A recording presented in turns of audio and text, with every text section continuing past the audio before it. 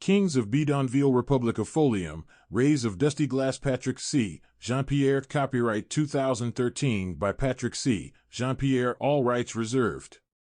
No part of this book may be reproduced in any form or by any electronic or mechanical means, including information storage and retrieval systems, without permission in writing from the author. The only exception is by a reviewer, who may quote short excerpts in a review. This book is a work of fiction. Names, characters, places, and incidents either are products of the author's imagination or are used fictitiously. Any resemblance to actual persons, living or dead, events, or locales is entirely coincidental. Produced in the United States of America. Acknowledgement: some of us explore this world through the eyes of Folium, the proverbial wandering bee who climbs out from her hive, circles around, and then declares there is no God. Trapped by the wrinkles of time, the truth remains hidden to her until she decides to spread her wings and become free. Thank you to my supportive wife and creative children for bearing with my imagination and members of my family for entertaining the concept of this book. This work is made possible by God's grace and favor.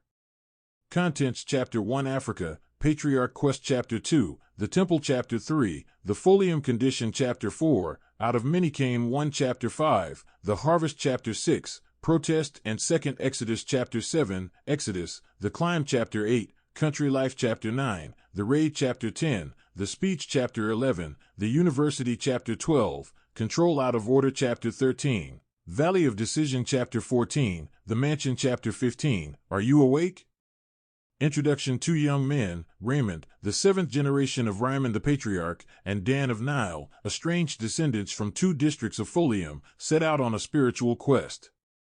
Bonded by a secret pledge to free their people, they fled by way of the besieged town of Bidonville to Mosaic Point, Africa, where their forefathers once sojourned in search of the liberation of their enslaved people. To atone for their nation's disobedience and broken covenant with the Most High, their fathers traveled to a Jewish temple and received a revelation. What lies ahead is the fate of their people. They must choose between two paths: liberation if they fulfill the commission, or the Sisyphus curse if they fail. It is revealed to them that the commission had not been fulfilled, hence Folium's cycle of depredation.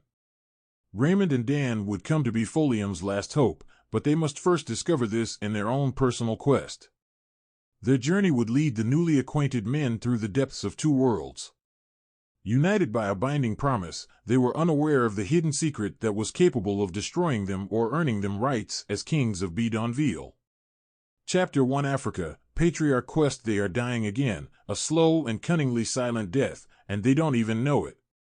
It's unclear if dancing this final dance with fate will conjure life or an evolved state of isolation surrounded by hidden enemies of their fathers.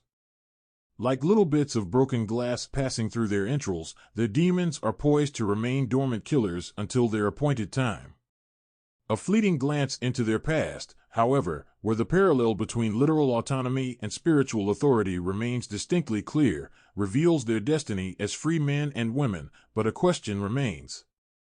Will they rise to become a liberated people or remain nationless slaves of Folium? While erasing certain time-tested truths from their history, Folium diluted their faith and deleted their identity and origin, conniving them into abandoning their essence and chasing vanity and trivial things instead. The assimilated people of the growing empire run through the broken fields of an inescapable maze, searching in darkness for knowledge, birthing in their carnal institutions meaningless pleasures in a cyclical manner, from darkness to renaissance to the return of darkness. Among them are the distinguished gents of the aristocracy, groomed and inducted into the bestial system, living their days in a dense haze as subphased kings who would become pawns designated to days of misguided and feudal rulership. These once prominent men transitioned into multilateral kings hold siege on their people over and over again with unfortunate consequences. As members and druids of secret cabals and organizations with no national loyalty, corrupted by a desire for power and blinded by unadulterated pride, they rule over the unsuspecting people of Folium with unanimity. They undermine the holy faith by changing the names of places and altering the times along with the canons of universal laws. Dominant in the area of the hidden, they captivate the people's essence by employing the mechanism of a well-guarded secret. The few who suspected the connivance climbed the watchtower to see the light, but were eventually pacified to step down to meaningless things. The critical race against time to avert a final death at the hands of an unseen adversary was spearheaded by failed revolutions, but attempts to rearm the casualties have been abandoned throughout the generations. This retreat from what has just emboldened their sovereign rule. The regeneration of past triumphs and tiring defeats have successfully taken hold of Folium's morale, spiraling her into an endless, maddening cycle of doom. On the home front, fallen soldiers of old have no one left to take up the good fight, leaving the fate of the people in the hands of the awakened few. Idleness and ignorance of their purpose further seal their fate into mindless slaves of a heathenish system that has diverted their captured free-thinking minds into meaningless things.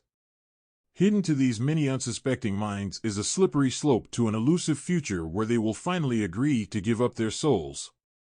Folium has encountered a final saving grace, however, but it is up to her people to receive it. The 13 elders of Freeland begin a quest to reveal the truth and liberate the minds of Folium's captives, but they will eventually learn that time is always a factor. Navigating the mosaic, it is at the beginning of spring in the 600th lunar cycle. A remigration of elders and followers of the faith has begun its genesis in an attempt to preserve their ideologies and cease the depopulation of their indigenous people. They are heading to the east as sojourners fleeing the beastly system of the Republic of Folium for wisdom and spiritual authority. Amongst the group are religious elders, intellectuals, and objectors of the royal house. They are forerunners to the others who would follow at the behest of the final call. Traveling on foot and domestic animals to a hidden location by the connecting seas, they carry their personal effects, gifts, religious relics, and a yearning desire for a liberated Folium. Throughout the night, the mosaic waits under cover of dense fog. Docked several miles away from the populated part of the district, not easily noticeable from the primary and secondary roadways, the ship unobtrusively awaits. Watchmen surrounding the floating wooden whale take turns as lookouts and prepare to offer guards of the royal house explanation for the ship if questioned. Finally, at dusk, the rest of the men covertly arrive and hurriedly board the large ship. As the anchor recoils, the captain requests that his crew assume their posts. They set the sails and adjust them in the direction of the wind. The crescent moon is barely visible amongst the hugging clouds, but it serves as the first point of navigation. As the night settles, they embark on their voyage with no molestation from the royal guards. The refreshing blue sea, in its thickness of pure marvel, splashes its salty waves against the long round hull of the slow-moving mosaic as they pass the edges of the divided continent. Rocking and cradling the men on the assurance of past voyages, the sea waits for their command. Several young men of the 300 serve as guards on the upper deck, and others are manning the sails, positioning them at the captain's direction. Within hours, the sun rises and paints the sky with soft streaks of apricot yellow on a light blue cotton canvas. It welcomes the ship to the promise of a new day. They have not been met with opposition and take comfort on the successful departure thus far. The mainland is still visible from the forward-facing deck, but no threats are imminent. They repose their vigilance and resume the minor tasks of the boat. Within moments, coming into view, the heads of eccentric ships ascend the horizon. The larger and more visible of the intimidating fleet blindingly flashes the sunlight, reflecting from its extended metal mast an awesome sight. Its roaring head gorges the rushing wind as it parts the ocean beneath its sharp hull, crossing the mosaic's course. Waves at 90 degrees, yells the first oarsman of a smaller ship, rowing adjacent to it. The oarsmen brace themselves as they navigate inland. Untraditional in their garb and in their masts, they command attention and a bit of a panic. Appearing rather royal in their design and purple hue, they terrorize the passengers and the crew. More ships like these begin to appear on the horizon, following in one after another and engaging the incoming waves like swarms of crows at dusk. The men of the mosaic draw out their nautical scopes to study this parade of the sea, filled with a fearless campaign of Goliath-like men mightily propelling large vessels toward the mainland. The elders and others on the ship react to the incoming ships, taking up defenses because it is not uncommon to encounter pirates in these seas. What is the nature of their business in these waters, Captain? The passengers continue to study the ship's architecture and peculiar heads. It is as though the dark clouds above these foreign-looking vessels are dimming the very sunlight at the horizon. Rest assured, men, that fear of death often proves mortal. The more you hold on to that fear, the more life you give it, birthing an enemy that begins as an imaginative thing. It will gainfully enslave you and ultimately destroy you. Put down your scopes, men, and focus, beyond the ships and crashing waves, on the future that confronts you. The raiders of the mind are among you. It is in plain sight. Do not look upon their sigils with marvel. They are a reflection of the maps of the mind. A gust of wind enters the motionless waves, rattling the metal rings against the mast and sending a few of the men into panic. The captain surveys the desk and tries to raise his voice above the sounds of the wind. The alternative mind they seek to create in you is only possible if you allow it. Do not allow them to build into your mind the reality they seek to create. It is only possible if you open the gates of your mind. Veering further away from the view of the shoreline and mountain peaks, they question if these strangers are traders of goods or supplanters who would seize their land. They gaze with bewilderment as the spectrum of purple and decorated with streams by into their national waters. This is unfathomable. I dread the thought of what may happen if we are confronted, says one elder as he moves his hand from over his head to his mouth. Not expecting a response, because he intuitively knows the answer, he says, "Captain, you have told us before that these seas have beneath them an array of ley lines cross-sectioned and emitting into our coordinates. Could we be under attack by gods of the sea or, perhaps worse yet, prohibited passage to the mosaic? What do you think?" At the sound of an enormous whirlpool, evidence of their gushing oars vanishes, along with their foggy impairment. The sails of the mosaic flutter against the rising smoky wind as they move farther into the open sea. The question to the captain remains unanswered, and their imagination stirs with the possible outcome from the encircling fleet. "I see the luminous waves coming in with the tides, Captain. Shall we rein in the sails and change our direction?" An eager voice shouts. "No. They are merely passing through. There is no need to fracture the paths to avoid contact with these men," replies the captain. One of the elders exclaims, "Look straight ahead and avoid making eye contact." Whispering to one another, an elder with an Arabic accent replies, "They bring with them mysteries from afar. They are exporting ideologies and customs to our land." A young man turns and says, "And what do you make of the ideologies?" The elder takes in a deep breath. "My young brothers, remember what I am telling you. If you want to destroy any nation without war, make adultery or nudity common in the young generation. This will be your sign of what they are exporting to your land." Another man replies, "Is it not the speculation the fathers once warned us of?" With his face concealed from the wind, another elder responds, "A king may move a man.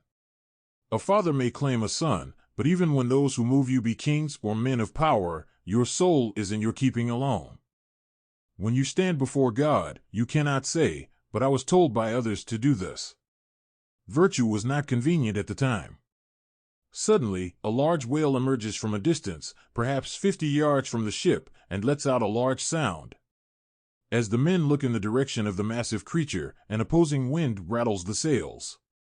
A subtle whisper grips their attention, "The raiders are here. The raiders are here. The raiders are here." In the evening, the twinkling stars and their constellations blanket the night and serve as additional navigation points. From his vantage, the captain monitors the progression of the days and nights to route their path.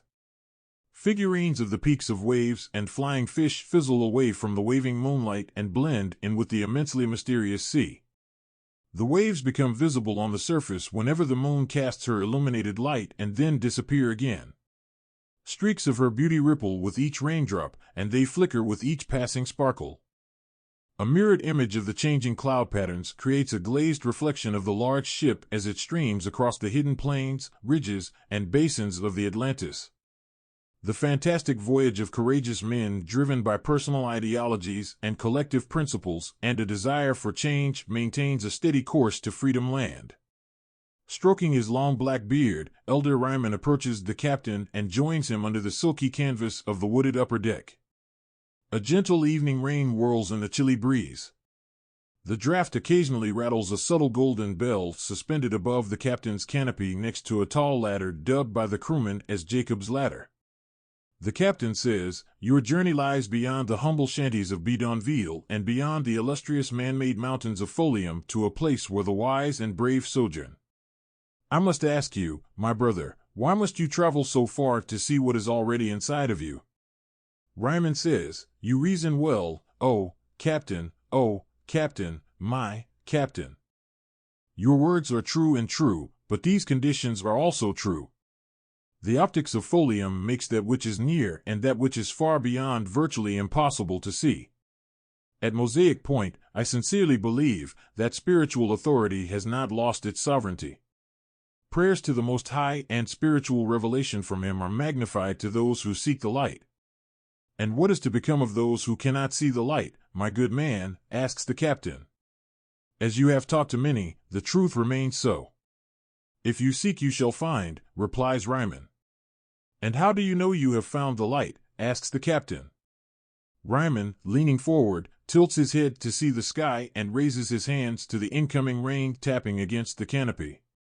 "The light already knows us and will reveal himself to us.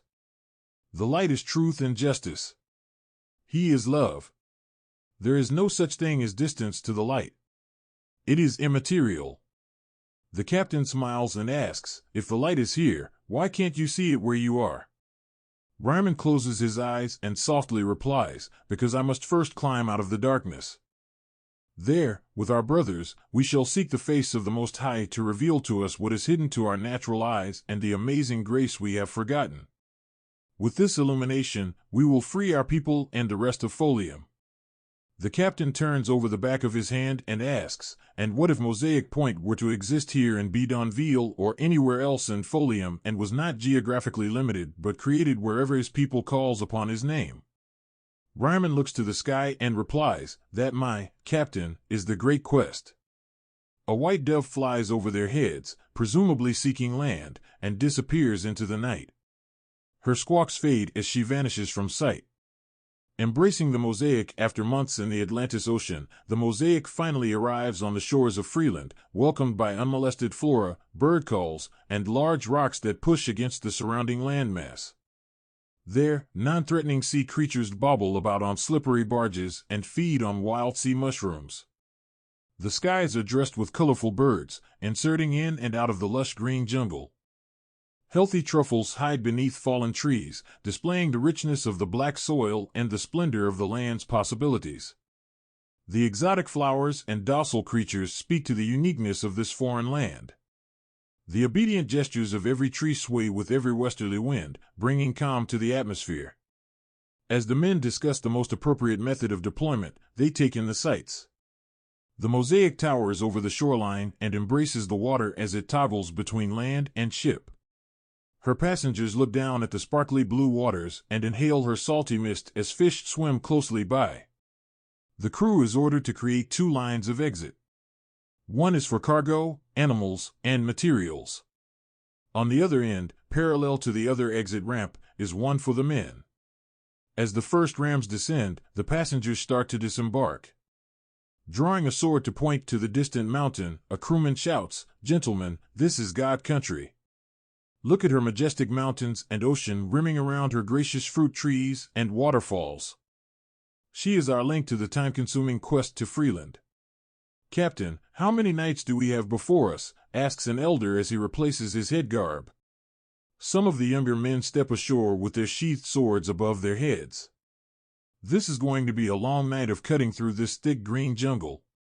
The tree barks are wet and slippery," another replies with miry fingers and a preoccupied mind.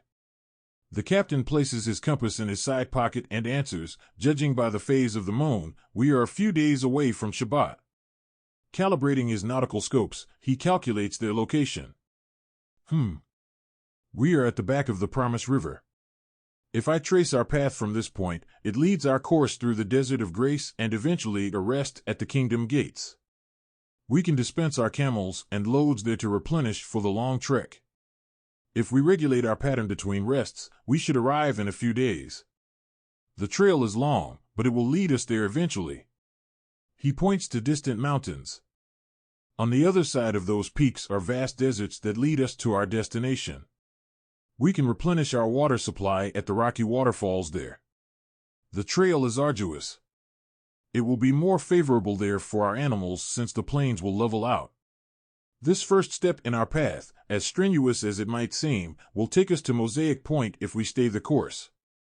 An elder holds his knotted water gourds.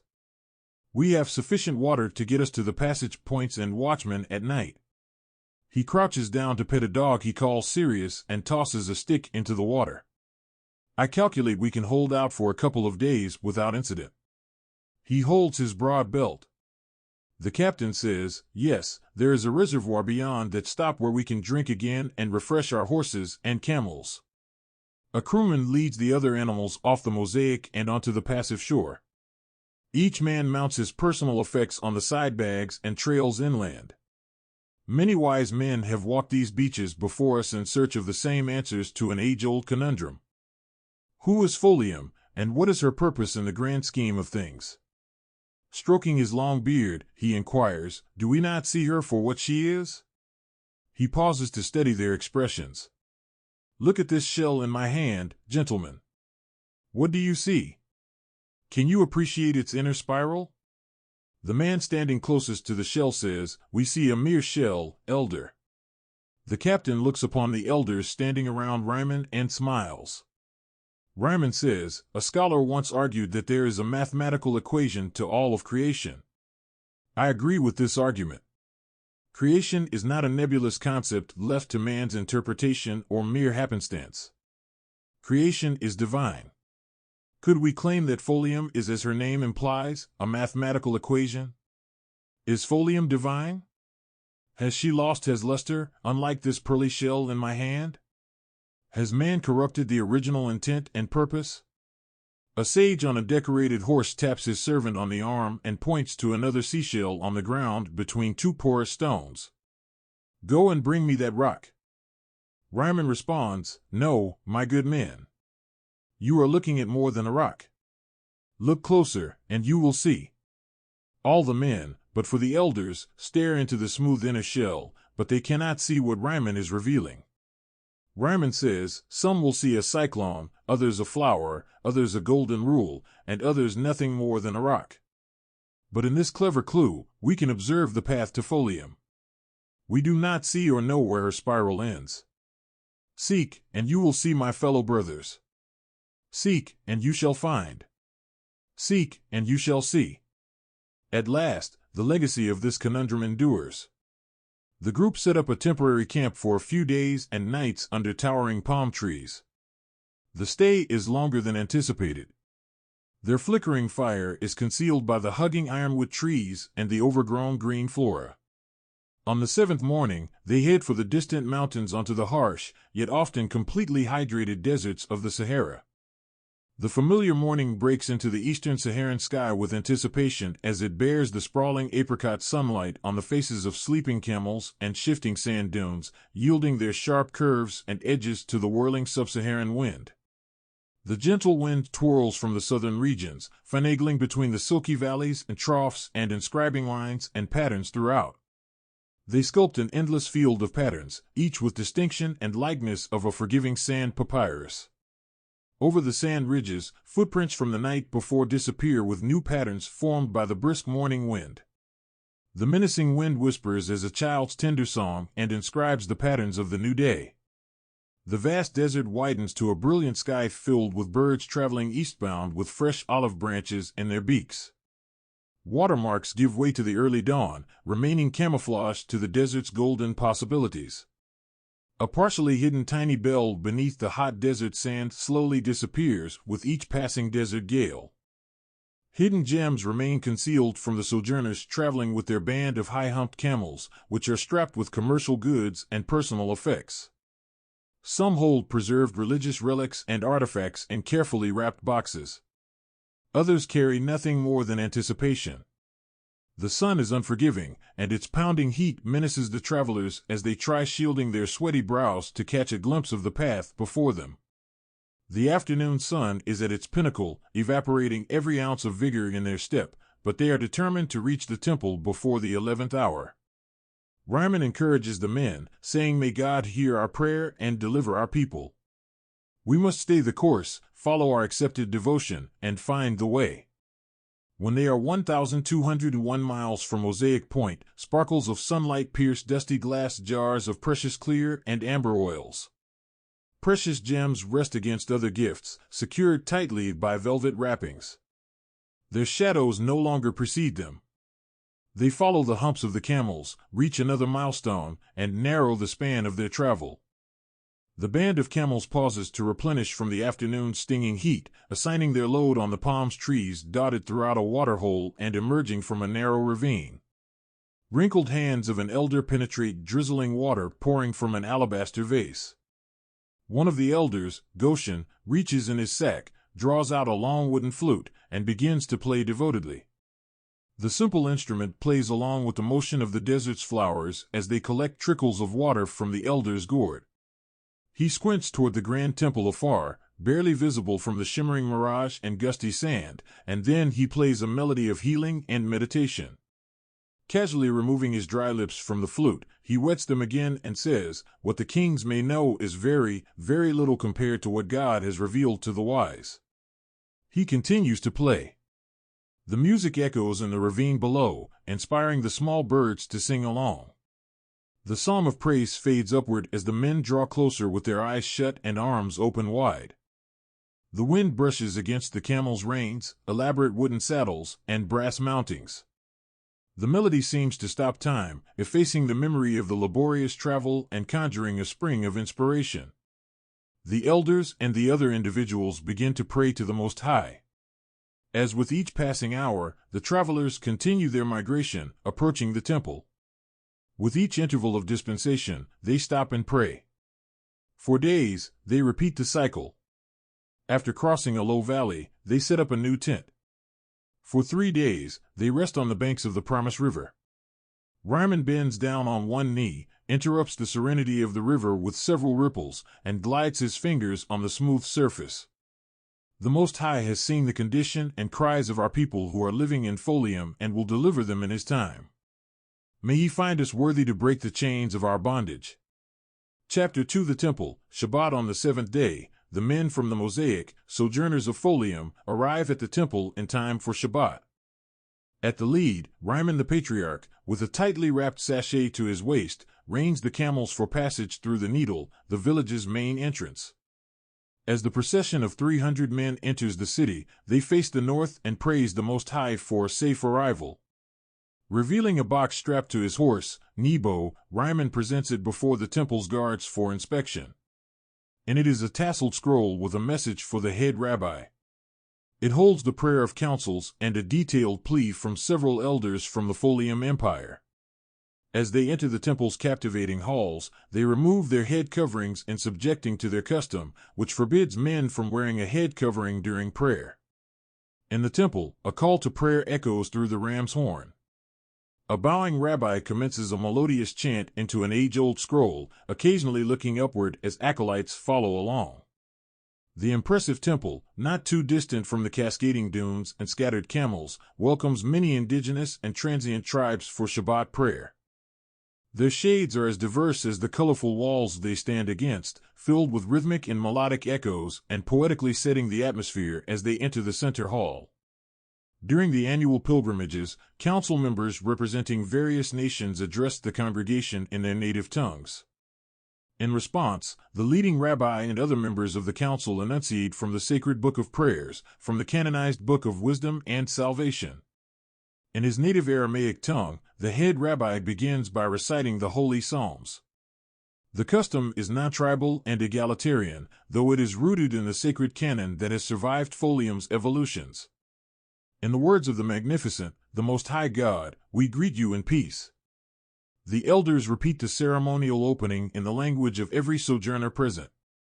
Addressing the travelers from the Upper Rhine, another councilman, a rabbi reads Psalm 91, Celui que demeure sous l'abri du très haut repose à l'ombre du tout puissant. Je dis à l'Éternel, mon refuge et ma forteresse, mon Dieu en que je me confie. From all who are present, throughout the corners of the world, a response is given before the Holy Scrolls, Amen. The Egyptian origin of the word Amun is effectively applied in its Hebrew redefinition to affirm agreement. The rabbi keeps his face bowed before the text. Others respond, Amen.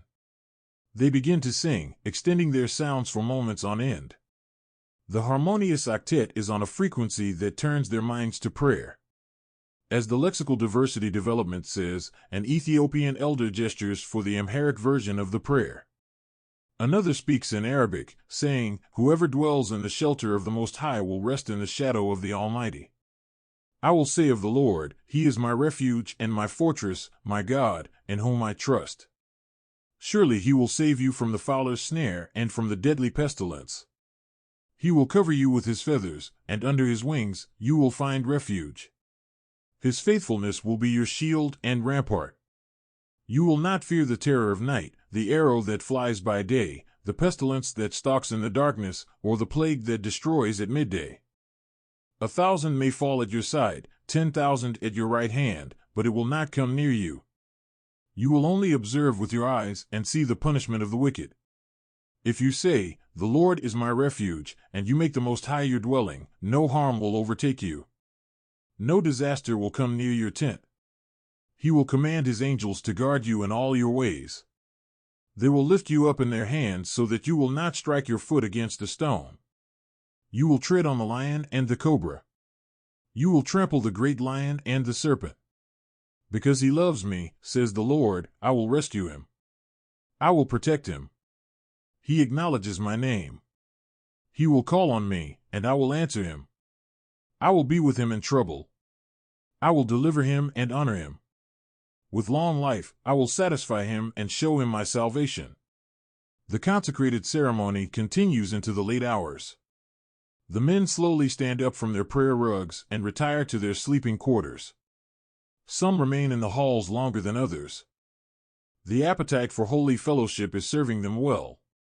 They reclaim victories over their homelands, rebuke curses, and break the strongholds on their people by binding the evil entering from the north, the south, the east, and the west of Folium in the name of the Father, the Son, and the Holy Spirit. In the morning, as the rising sun pierces the windowless openings in the ambient glowing room, men move about and greet one another. Others admire the indoor fountains, inanimate sculptures, and symbolic gifts presented to the council. Inside the worship hall, the withered candles from the night before morph into stubs of wax inside golden cups, and the incense diminishes into soft lines of ash. The scrolls remain open on the final text read to the room of worshippers and sojourners. Across the intersecting halls, laughter and discussion mingle with the clattering of white-adorned plates and silver utensils. Fresh figs, plump grapes, and hot tea decorate the fasting table. Several guests take their seats. Small groups pass in the halls with warm greetings as they pause to study and admire a painting displayed as the wilderness of Sinai. Others returning from the outside garden begin to break their fasting by taking in offered pastries. Raymond and the other 12 elders return from the Rephidim library to meet with the 33 priests of the temple. Raymond calls on an esteemed delegate and asks in Hebrew to see the head rabbi. My good man, Shalom, Aleikum. The representative replies, Alaikum, Shalom. Raymond says, May I have a word with the head rabbi before he leaves for his chamber? My men and I have an important matter to discuss with the council. I understand that they are meeting shortly this afternoon, but I wanted a moment of their time before then. We have traveled far and trust the head rabbi can appreciate this. The delegate leads the men into the grand round table room with oversized doors. Gentlemen, you may enter here. The high priest has been informed and will see you momentarily. Upon their arrival, a suspicious character leaves the room they are about to enter. He pauses briefly and looks over his shoulder at Raymond and his 12 followers. The suspicious character keeps a firm grip on scrolls pressed firmly to his chest. His elegant robe strapped with a sash and royal claw pendant impresses upon Raymond that the summoned documents are from the royal house and have been sent by the king. With a puzzled look, Raymond begins to wonder if greater things are at play. Before he can inspect further, he is hindered by the beckoning delegate. The thick mahogany doors open to a large cyclonic table with enrobed men sitting around it. Your Excellencies, I present to you Raymond and the 12 traveling followers from the 4 districts of Folium. Rabbi, in honor we come before you, says Raymond. The head rabbi gestures for Raymond and his men to sit. In respect, we receive you. Raymond says, I am Raymond from the lineage of Freeland. My men and I have traveled far from the westernmost point of Folium on a pilgrimage in the last hope to save our people from what has been a gripping curse on the followers of the divine laws. They are prisoners to an emerging empire that firmly plants its feet on the backs of its people. Many have rebelled and sought refuge, but others continue to live under her tyranny. As their spiritual leader, we must defend them. We took an oath many years ago to protect the innocent and observe our duty to our God and nation. We, therefore, ask for an intercession and blessings from your kingdom, great council. Outside of the temple, the camels grow restless as the desert sand shifts beneath them. The disturbance soon becomes a swirling monsoon, which overtakes those mounting their beasts of burden, forcing them to quickly secure what they can and retreat to the entry halls. A servant unravels the veil tucked into his turban, shields his face, jumps onto a horse, and races away to follow his master. They disappear into the haze of stinging brown sand. The horse's neigh fades behind the royal tents, and others call to their men to do the same. Raymond of Freeland, we know who you are. We welcome you home, our brothers, victors of the depopulated indigenous nations of Folium and the wanderers of Continuum. I bless you, and on behalf of this council, we support you in your endeavor. Your people are in multitude and have traits that many in your new land mistakenly consider different tribes. While we are one global family under the Most High, we recognize you, Raymond, as a descendant of tribes of the high priests. We know, and they know, your true origin and purpose. I will go into who they are in a moment, but I must first advise you of a critical element that you must take to task to ensure the validity of your travels. Your people and the many of the quasi-republic must relinquish all intangibles of captivity to seek this higher understanding. They must refuse to submit to offenses toward the Most High and atone for their transgressions. They are a lost people of no nation, nomads in a land artificially created to function as farms. They migrate here and there for sustenance or presumed freedom, but they are still captive on this same proverbial farm. They cannot see it for what it is because they have been put under a curse and been lulled into accepting their prison as described to them. Shall we go farther? Yes, honorable Rabbi, replies Raymond. Allow us to share with you, men of Freeland, part of a long-concealed secret, says the rabbi. Another rabbi says, many have come here for tenets to new and reforming religions and some for favor of this council, but we refused them because their hearts were full of evil. Their motives were self-serving. A third elder says, there are larger matters at play that you do not yet understand, and we must reveal them to you. It concerns the souls of your people and the pledges they will make with every precious child born under the royal seal. The head rabbi says, beware, for even the very air they breathe will belong to the royal house and the council of the exiled high priests. Verily I tell you this, babes of the sea are upon you. Each child in Folium in effect is stock, bonded by the crown, which when released by his mother, is like the seas releasing her traveling ship from a 40-week voyage to the royal docks. They are consequently tantamount to the property of the royal house. It doesn't settle there, my noblemen. These new arrivers into Folium are subject to new laws, man-made laws. Folium proceeds to rewrite the laws written in the Genesis Code to alter their essence. This agenda signifies a level we cannot delve into now, but it is critical that you note it for our discussion. There is a fleeting time race to hold claim over these ships and their destiny, for amongst them are kings and queens of Folium. Holding onto a long staff, he points to a large book. We call them, in the language of the South, Inkosis. You must reclaim and possess that right before our adversaries do, lest you again coalesce your energies into another folio cycle. You must prevail sooner than later, or the Folium matrix that is devising around you even now will swallow your people into another paradigm. And who are our real adversaries? Asks Raymond. The head rabbi replies, you will know them by their roots. Look closer, and you will see they are supplanting the hearts of your people. Raymond asks, and what do we make of these roots? How will we identify or distinguish the difference between our adversaries and advocates? Do not be deceived by one of their greatest deceptions. They have already manipulated times and places and the physical appearances of the nations. Similarly, they will try to change the universal laws and mask them with man-made laws. Do not look on the outer surface or appearances or what you hear from the mouth of man. Look at the essence of the people. We are, after all, souls living hidden to ourselves in dying vessels. We come to know who we truly are and our divine purpose once we find the source, which is the Most High God. This quest perhaps is the greatest catalyst to the convergence of the mosaic. All of Folium, and even the rest of Continuum, will look at your shaded faces, say you are not a Hebrew, and hold that against you. They will say you are from this tribe or that tribe and do not have a legitimate ground to free the diasporas. Do they know the lineage of your mother? The landscape of roots will become murky throughout the times. This confusion will lead to the smearing of your history from the chronicles and sacred traditions. Do not let this dissuade you. This is part of the deception, the master plan to subvert the people, all the people regardless of their ethnicity. The scheme will thrive right before your eyes, silently and invisibly, with subtle clues that will escape the imagination of many. Why is this piece of information important? The Most High is not a respecter of persons, none more valuable than another, but there is an element to your roots that ties back to covenantal authority. As elders, you must teach the people their true identities in the Most High, revealed to us by the great Messiah.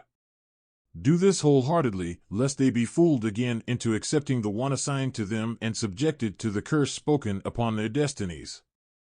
I will reiterate to you again, men of Freeland, teach the people to know themselves and the unknown name written in the book of life.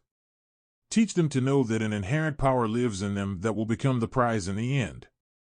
They must never allow it to be altered or transcended by Folium and rulers from the invisible kingdoms who seek to control and eventually destroy humanity. The head rabbi points up with one finger and holds onto his robe. Distress develops on the faces of the 13. One of the councilmen points to his temple and says, Raymond, we have not forgotten those we appointed as woodcutters and water carriers for this assembly.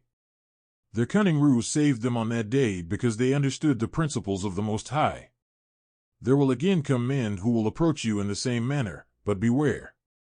These people are very different from those your fathers knew. They will come before you with mixed intentions. They are pagans, masters of the air, land, and seas who quest to subjugate foreign and domestic lands. They will collaborate with your kings and sages, showing the people great marvels that will subdue your land, their liberty, and their very souls. When the eyes of the people finally begin to open, the adversaries will close them again by placing in front of the people creations of their hands, meaningless things concocted from other worlds.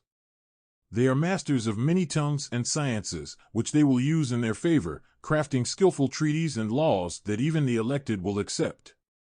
After the golden moon will come the silver moon, and at that 11th hour, time will reveal it to you. You will see their true nature and attempts to supplant the current order with a beastly order. As gatekeepers, you must charge strangers to your camp with a task, one they will be unable to refuse. If they fail, you will know them for who they are because their fruits will bear witness of their roots. The mahogany doors remain closed for hours as the gathering continues. On the other side of the door, muffled voices penetrate as the guards continue to defend their post. At the end of the final hour, the head rabbi says, Men, stand and make yourself heard before these witnesses of the assembly. Take this oath. If you accept. The noblemen place their right hands on their chests.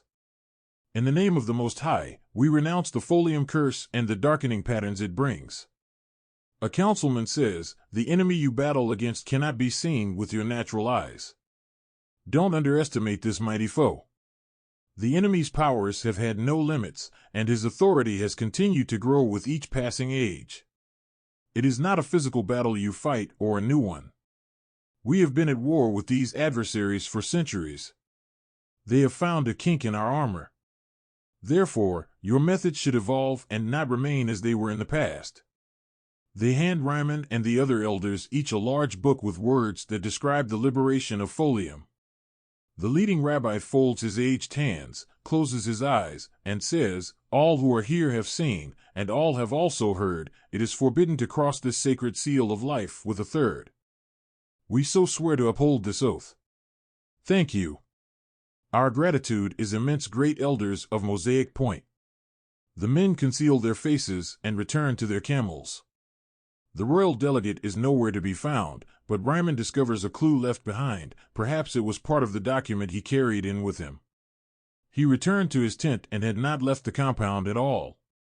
He dropped these papers as bait. Raymond studies the cryptic pages. "Lord, the giver to the wise, give me the understanding to interpret the mystery language in these pages," Raymond prays quietly. As he concludes his prayer, he overhears a conversation between two men who appear to be savants. "You say that language is a pattern?" one philosopher asks. "Yes, that is my well-documented hypothesis in Kemet, from where the Greek gained their knowledge. If that which you say of semantics be true, then we can argue that language is a key. I would reason further to say that creation is subject to a unique language. Since mathematics is a language, we can conclude that the universe is one enormous mathematical equation. Would you not agree?" Raymond focuses on the encrypted document in his hands.